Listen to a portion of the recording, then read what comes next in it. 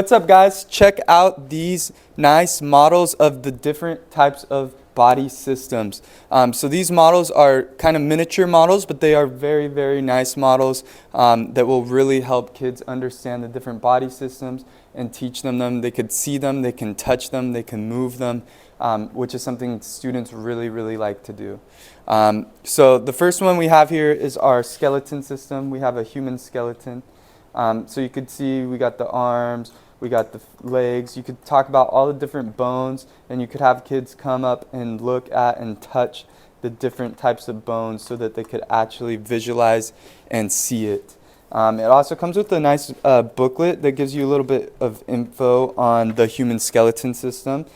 So you could also even make this into kind of a lesson plan where they look through the book, they look at all the different types of skeleton bones, and then they try to see the different structures on them, which could be a really good lesson plan. So I like that they included this book. It's a good teaching tool that you could use.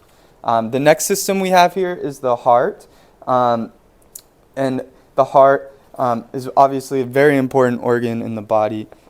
So it comes with a booklet that gives a lot of information about it. So like, again, you could use it as a teaching tool and create a lesson out of this book in itself. What I also really love about this heart model is that it's numbered. The different sections are numbered. So you could actually use this to quiz or test your students, or even have them practice the different sections of the heart. And what's also really cool is that it comes apart and you can see the different stuff inside as well. So it's not just outside, it comes apart. You easily just put it back in and there you go. So that's a really nice model that they can manipulate and move and see, which is something that we always look for in science, and a nice model to have for students to use. So definitely check that one out. And then our last one is the vital organs of the human body. You could even see part of the muscular system and the skin, and then you see all of our organs, the lungs, the digestive system, all of that different stuff. And again, it comes with a booklet with information on the human body that you can turn into a lesson plan. So I really like these models.